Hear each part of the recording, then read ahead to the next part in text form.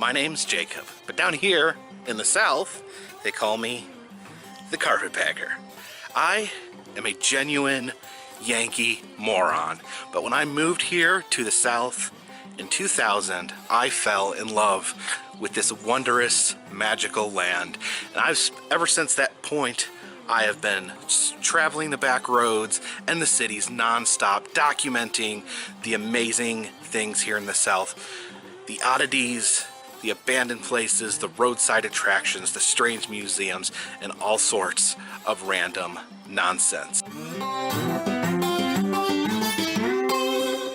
Welcome to Nelda Live. Jacob, it is a pleasure to have you. It's a pleasure to be here. I must tell you that you describe yourself as a Yankee moron who made his way to the South. I love that. And darling, we are glad to have you here. Thank you. So, in describing you, I would say that you are a walking, sometimes driving, curator. And I thought about, that you are really kind of a steward. You document all things that are roadside attractions that people have kind of abandoned. And so I just love that about you. What in the world attracted you to start doing that? I'm not sure. I moved down. I grew up in the north in northern Indiana and Wisconsin. About 2000, I moved down to the South, just kind of on a whim. And I was really enchanted with kind of the culture down here. It, stood out as something special, a lot of just unique bits of culture. And I just kind of became obsessed with, seeking it out, documenting it. And from there, it kind of grew into to expand it out of the South and kind of across the whole country. It's really interesting because you have a huge following. People are very interested in what you're doing, where you're going, what you're seeing. So, I mean, you explore all over, you're right. So what do you think they get out of it? I don't know. A lot of people, I think do see, like the roadside attractions and things like that. I think there's a lot of nostalgia with that connected to a lot of people. I think a lot of people do see it as something that's fading. So I think, when you find little bits of, little pieces of kind of a time gone past, I think people appreciate that. I think it's true. It's really fascinating. For me, I love watching you. I turned my husband onto it. And so last night he was watching you like taste burgers and do all these different things. He was having so much fun watching you. So I think he's become a fan. But before you started doing all of this, you had a day job. So, but you would leave your family, from what I understand, right, and go on the road and film things. So how did all of that come about, and how did it become your full-time job? Well, I worked in child protective services of all things, and I worked on-call position where I responded to emergencies dealing with child abuse and child neglect. So I had kind of a unique schedule where I would work 7 days straight, 7 days off. So I kind of took advantage of that. I used the 7 days that I had off where I would just get in the car and drive to wherever and just film as much as I could, and then, be back to start work again 7 days later. And that's a very stressful job, by the way, a calling. And I thank you for doing that, really and truly, because that is. So how did that part of it play in for you, just as a stress relief, maybe?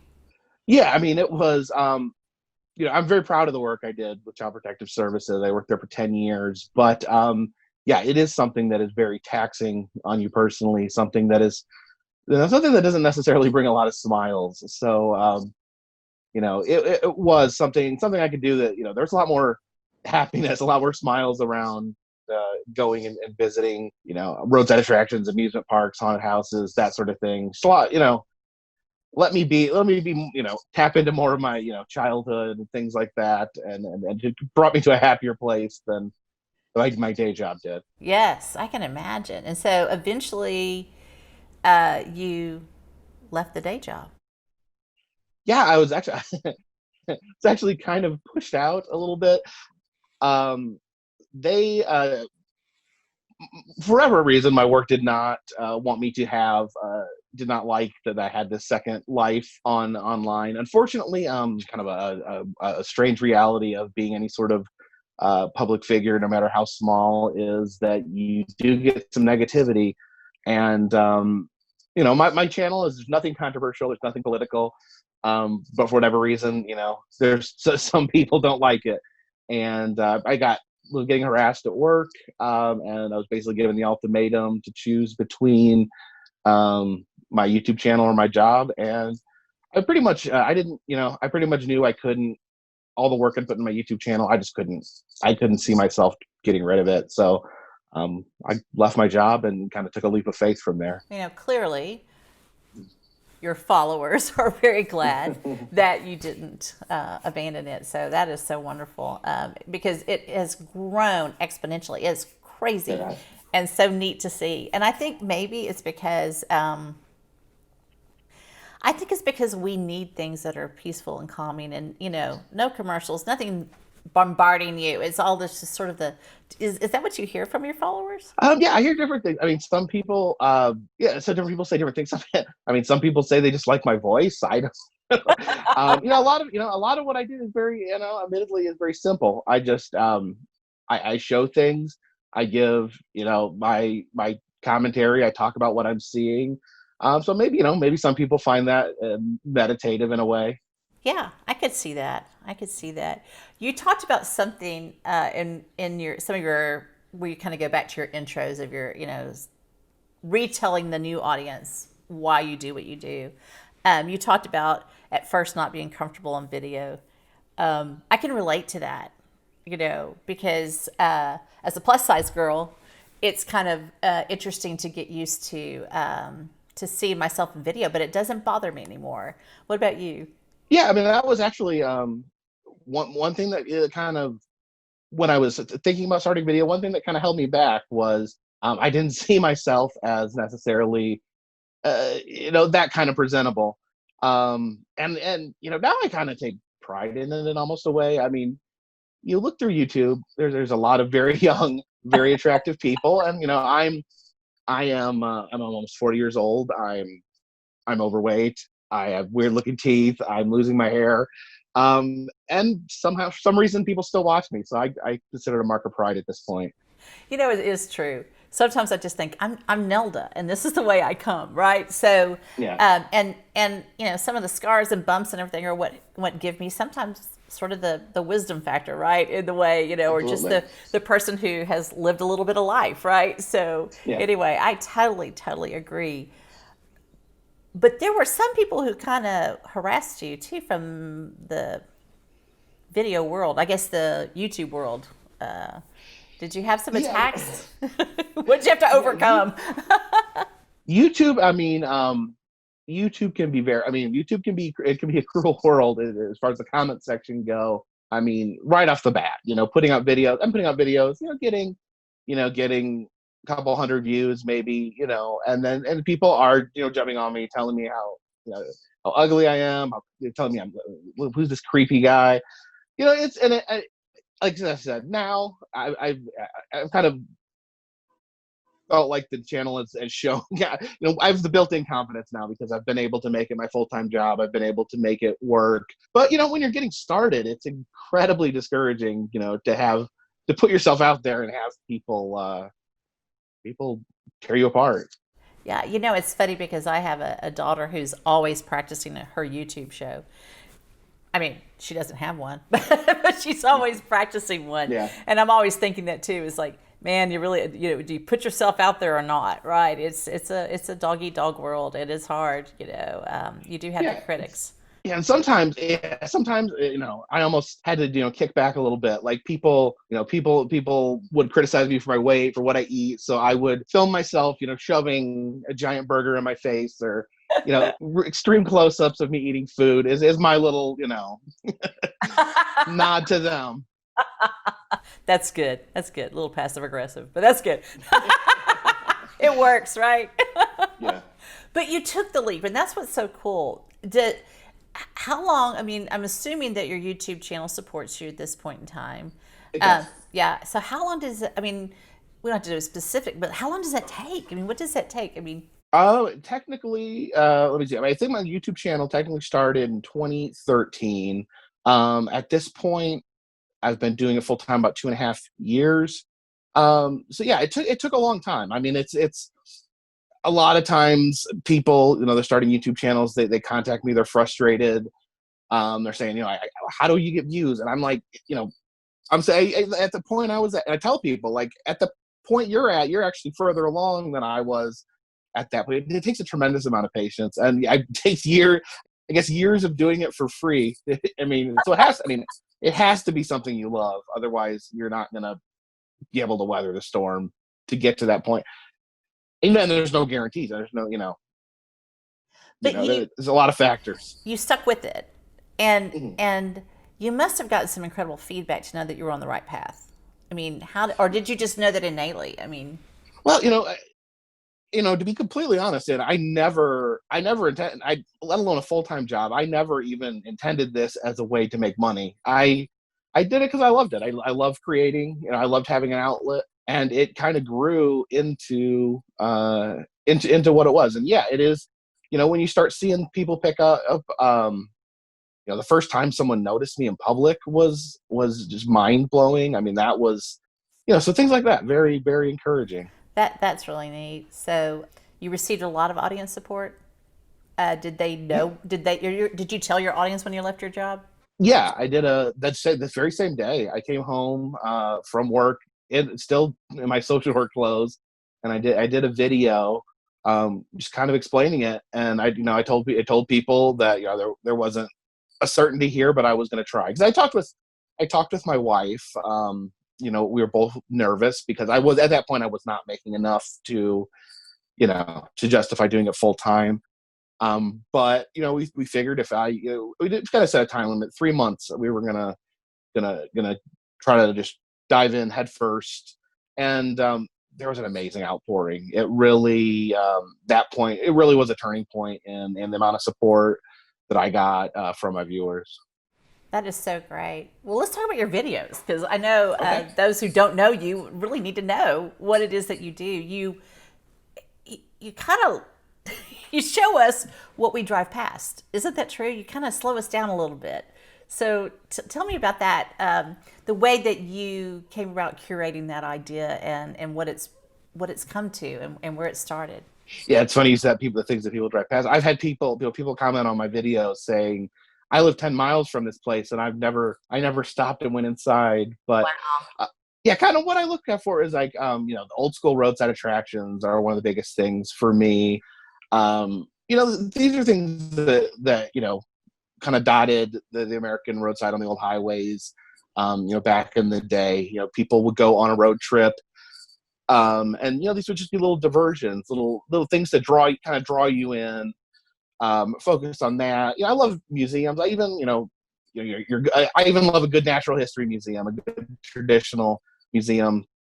Of course, amusement parks. Like the old school amusement parks. There's a lot more amusement parks in this country than people realize. Wow. There's amusement parks that are 100 years old. That are still operating, small little amusement parks. I, really love that.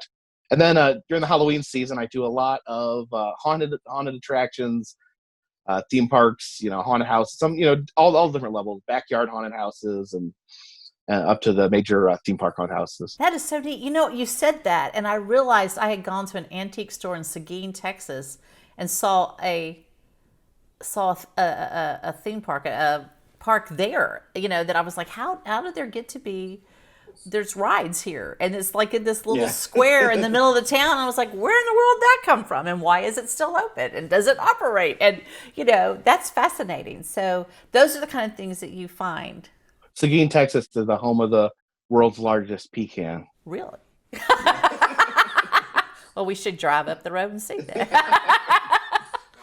That is so great. I did not know that. And so, okay, so the other thing that I noticed is that, we were having so much fun. We kind of just look, when you start watching your videos, you're just kind of locked in. It's really interesting. It's like I said, it's cathartic in so many ways. And so but you tell stories too. So tell me about, because I consider you a very good storyteller. So how does that play into it? I'm a fan of like folklore and just interesting stories. Definitely. I definitely lean more toward calling myself a storyteller. rather than a historian. So it's really interesting. You get local legends, just strange stories. I mean, just sometimes it's really off the wall. I don't know for some reason I'm just thinking that in Mississippi there's a museum that allegedly, and this is allegedly because it seems highly unlikely, they have a bullet that they claim impregnated a woman during the Civil War, that it went through a soldier, carried genetic material into a woman, impregnated her, and then they have this bullet on display. So there you go. I mean, stuff like that. I mean, you could debate whether or not that really happened, but it's fascinating that the story exists in the consciousness of people. Man, I'm going to remember that one. That's a good one for someone to tell their mom, isn't it?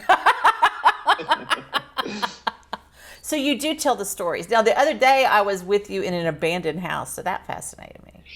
Yeah, I did. I've not done as many as recently, but I used to do a lot more abandoned stuff. Sometimes I would just drive the back roads. You'd see a house that was just obviously no one had been to in decades, and you sometimes it's fascinating. So I've been in houses where it looks like the people have just vanished. There's everything just left behind. I was in houses where there's like antique cars rotting in the garage, and you wonder what happened to these people. Yeah, it is fascinating because I saw that. I mean, I used to do that when I was in college. I would grab people and go, "Come on," and I was out in like Nacogdoches, Texas. So there was just, and I would say, "Hey, I saw this house on this country road, and no one's ever been there," and we would just go exploring it. It terrified my friends. I had a great time, but they did not like Nelda's adventures. So anyway, I thought it was fun. But so in this, you're really telling America's myths and stories as you go along, and why people have started these little businesses and things. What's that been like? What's that like for you? It's been really amazing. Just being able to talk to people. I've met tons of fascinating people along the way. Made some good friendships with some very interesting people. Really been. I mean, if it ended tomorrow, it would all be worth it. Are there any stories that stand out to you? I think one thing that draws me in a lot is like cryptids or local monsters. You talk to local people about the monsters they've seen or these sightings. Like in Point Pleasant, West Virginia, they have a yearly Mothman festival about this moth creature that was sighted. So far, the town has embraced this monster so much, they actually erected a statue of the Mothman on Main Street in the town. So you really see how these legends take grip of people and take grip of these communities and how much they mean. And so we've lost that in our culture. How do we? I mean, I guess those who've come from small towns and those kind of things might still hold some of those things. But what do you think the appeal is to people who haven't experienced it? Do you think your audience is? I guess do you think they're people who've experienced that, or people who want to experience that and need that culture you bring to them? I do think. I mean, I think that there's a lot of people that that. I don't know. A lot of people are fascinated with, going into these small towns and seeing these things. I think a lot of people, maybe don't necessarily want to do it themselves, don't want to, maybe don't feel comfortable doing it for whatever reason. But I think it's a way to, maybe my videos are a way to, be a fly on the wall and see these things that they would never in a million years drive out to see themselves. It is true that I don't know that people would anymore. It seems to me like we're too much of a screen culture, in some ways. Definitely. I think, and it's hard to, a lot of these roadside attractions would have something, that you wouldn't be able to see. Like a lot of like these roadside attractions have like little, like some sort of little oddity, like a Fiji mermaid or something like that. And then, this is something that once upon a time you stop and you see this thing, and it's the only time in your life that you're going to see this. Now, I mean, you can pull things up on your phone, you can research things, and to me, to me personally, there's something different, always something different about seeing something in person, just to stand there and look at something with my own two eyes rather than, look up a picture of it or video of it on the internet. Yeah. What in that was special about the South then? Why the South? The South is and I don't want to knock on where I've come from, but I mean Indiana. Yeah, I don't like to batten off Indiana, but there was a certain plainness to it. The South, I mean, it has so much character. So I mean, so many local characters, local figures, folk legends, um, things like that. And then there's a lot of like roadside attractions. I think there's a lot of you know can-do spirit where someone has an idea and makes it into a reality. Someone decides that they want to turn their yard into a junk art environment. See a lot more of that down here in the South. Yes, you do. And it is true. They are characters. I wonder if it has something to do with just the different people who settled in different parts of the United States. Yeah, yeah. I don't know. But I do know that it seems like in Texas there are tons of characters here. It's just really, and I was born in New Orleans and then transplanted to Texas when I was in second grade. Texas and New Orleans are both a lot of fun. Oh my goodness, all my Cajun cousins just keep me rolling. I love to talk to them and see what they're up to. Have you seen any difference in your audiences since COVID? I'm just kind of curious about that. Not too much. I think some people have been going back and watching some of the older videos. I've noticed a lot more traffic. So I think there may be more people binging my videos and going back. YouTube, kind of the way it's set up, it's always promoting the newest thing. So a lot of times I feel like my old videos are gathering dust. No one's watching them. So it's always encouraging when you see a little bit of activity on those classic videos. That's great. I think it's really neat to have a new audience too. I'm sure it's brought you some new people. Just who is this? And why the Carpetbagger? Have we talked about that yet? No. Well, the Carpetbagger, it's a Civil War term that was meant as derogative towards the Yankees that came down to the South after the Civil War to kind of take advantage of the situation. I had someone call me a carpetbagger as a real insult. So I thought that was funny. So I just kind of embraced it and took that on. When I was trying to come up with a name. I love it. It's great. It's the perfect name. So your people and your followers, your regular followers, they support you. You have postcards, right? So let's talk about your postcards. I use a service called Patreon, and that's a major tool that allowed me to do this full time. It's where people pay a monthly donation, and in return, I send out postcards every month, and that's been very successful, and people seem to really enjoy getting that. I guess it's just, and postcards themselves. I mentioned earlier, like seeing something for yourself. I think it's nice. I think people miss getting things in the mail. I think it's different.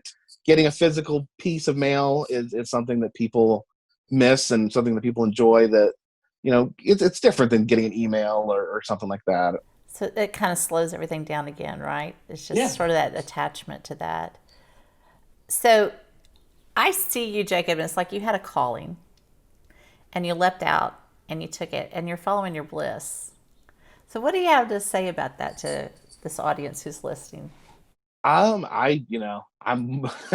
sometimes I feel like I'm the luckiest person in the world. And it's I stuck with this because it was something that I was passionate about, something I loved doing. Like I said before, the idea of this becoming a career, let alone even a job, was never even part of the goal to begin with. So to have what I love and what I did in my spare time become my full-time job, I feel eternally grateful for that.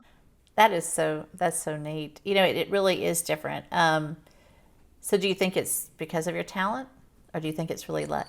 I have no idea. I have no earthly idea. I see people that I personally feel are more talented than me, not be able to get the sort of views that I get, not be able to build the way it is. So I don't know what the formula is. I don't know what it is about me that people enjoy. I mean, I certainly there's a huge piece of luck that allowed me to do it. I don't know. I think if I had to guess, I'd say I think people can maybe tell that I'm genuinely passionate about it. I think they can tell that I genuinely love things that I'm doing, and it's not a put on. It's not an act. So maybe before COVID, maybe I don't know during this time what you're doing, but what's one of your favorite visits? Oh, what's one of my favorite things to visit? One thing that one place that's always been just a very special place to me, and I think it is top of the line, is a place called House on the Rock in Wisconsin. It is it's almost actually hard to explain, but it is like what they call they call it a collection of collections. So it's this massive complex. They have the world's largest carousel. You walk into one room. There's this giant whale in the middle of the room that's bigger than any whale that's ever actually lived. Big fiberglass whale fighting with an octopus. Just every room is different. They have a full orchestra of animatronic mannequins that play instruments. Just like a place where just you don't know what you're going to see in the next room. In Wisconsin. It's called House on the Rock. Yeah, Wisconsin. Right. That is great. Some states, you wouldn't necessarily like think of as like a tourist state. I don't think a lot of people would view Wisconsin as a tourist state, but once you start digging in and looking at what there are in places, you're surprised. People criticize me for years for not going to Ohio, and I myself was like, well, what's in Ohio? And I found out there's a lot in Ohio. Maybe it's like find the most bored place and see what people have built. Maybe that is it. Some places, maybe boredom is a good motivator to where people start creating interesting things. I know that's what moms always say to their kids, right? I say to mine, yeah. Well, I'm glad you're bored. Go do something with that. I'm not here to entertain you. So what's next? How do you make your plans? What are your plans? What's next? Well, what's next? That's a big what if with COVID in place. Normally, what I would do is I kind of keep a track of things that I want to see, things that maybe I want to revisit. And I try to kind of form a road trip from there, between a week and 2 weeks, where I can just hit as many things as possible. With COVID, I'm just kind of monitoring what's the progress of how fast stuff is opening up. And I think the next road trip is just kind of going to form itself. Just kind of whatever opens up as a path of stuff that's actually open in the country, I'll end up taking. Well, you'll have to come see us in Texas again. I heard you were at my snake farm up here in New Braunfels. Oh, yeah, New Braunfels Snake Farm. Are there a lot of snake farms in this world? I don't know. I think that's the only place that I think actually labels itself as a snake farm. I mean, I bet there's a lot of, those roadside zoos. There's a lot of those. I've made famous recently by the Tiger King phenomenon on Netflix. There's I've been to a lot. I've not been to that one, but there's a lot of zoos like that across the country that I've witnessed. Isn't that wild? It is. Well, thank you. I appreciate you being here. I can't wait to see where you having go next and what you're doing. I'll love to follow you. It's kind of fun. We just my husband and I just sit there late at night and watch you, so it's great. Thanks so much. So, guys, don't miss out on our future guests. We have a lot of different interesting and amazing people lined up. Be sure you click and subscribe and turn on your notifications. We kind of have to say that, don't we? Yeah. Is there anything else you'd like to leave the audience with? Because I'd like for them to know about your postcards and all your Patreon program and all that kind of thing. Really, I tell people I appreciate all the support. I appreciate all the different ways people help me. But as I tell people, just the best thing you can do is just watch. It's the Carpetbagger on YouTube. Appreciate as many eyeballs as I can get on that. I greatly appreciate. Okay, guys, go to the Carpetbagger on YouTube. We sure will. All right. Thank you so much, Jacob. You have a great day. Thank you.